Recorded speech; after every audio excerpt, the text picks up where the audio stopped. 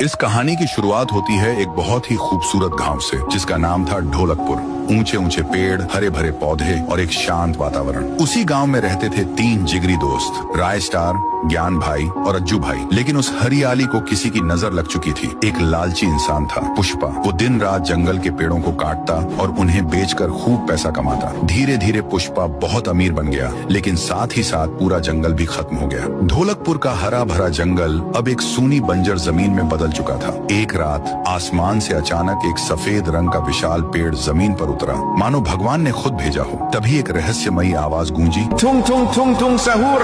और वो पेड़ एक इंसान में बदल गया। लेकिन वो आम इंसान नहीं था, उसका शरीर लकड़ी जैसा था। उसने एक मंत्र बोला और देखते ही देखते बंजर धरती पर फिर से हरियाली लौट आई। पूरा जंगल रातों रात फिर से जिंदा हो गया। सुबह गांव वालों की नींद खुली तो देखा चारों तरफ हरियाली थी। हर कोई खुश था, लेकिन पुष्पा की लालच अब भी खत्म नहीं हुई थी। जब पुष्पा को खबर मिली कि जंगल फिर से लौट आया है, उसने अपने पूरे गैंग को इकट्ठा किया और कहा, आज रात हम सब अमीर बनने वाले हैं। रात होते ही वो लोग बड़ी बड़ी गाड़ियों में जंगल की ओर निकल पड़े। उसी रात कार अपने दोस्तों ज्ञान और अज्जू के साथ घूमने निकला। तीनों कार में थे। जैसे ही कार आगे बढ़ती है, सामने से पुष्पा अपना मॉन्स्टर ट्रक लेकर आता है और टकरा जाता है। जोरदार क्रैश होता है, कार पलट जाती है। राय स्टार जमीन पर गिरता है और बेहोश हो जाता है। ज्ञान और अज्जू बच जाते हैं और तुरंत उसे हॉस्पिटल ले जाते हैं। डॉक्टर ने काफी देर तक चेक किया और कहा, सॉरी, तुम्हारा दोस्त अब नहीं बच सकता। अज्जू और ज्ञान रो पड़े। उन्होंने डॉक्टर से गुजारिश की, कुछ तो करो डॉक्टर साहब। डॉक्टर ने कहा, एक रास्ता है, तुम्हारे गांव के जंगल में एक लाल रंग की जादुई जड़ी बूटी मिलती है। अगर तुम ला सको तो शायद मैं तुम्हारे दोस्त की जान बचा पाऊं। दोनों दोस्त बिना वक्त गवाए जंगल की ओर निकल पड़े। दूसरी तरफ पुष्पा और उसके आदमी जंगल में पेड़ काट रहे थे। तभी उन्होंने उस सफेद पेड़ को देखा। सब खुशी से झूम उठे, अब तो करोड़पति बनेंगे।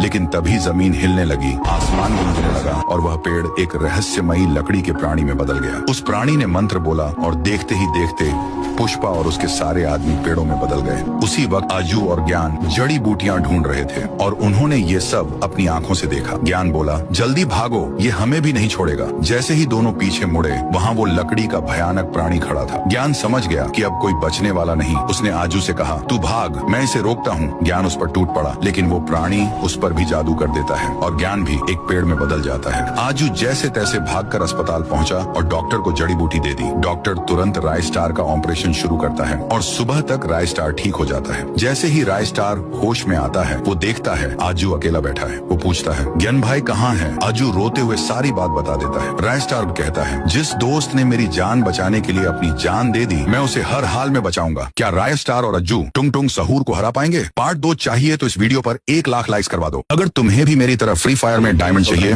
तो बायो में दिए लिंक को जरूर चेक करो।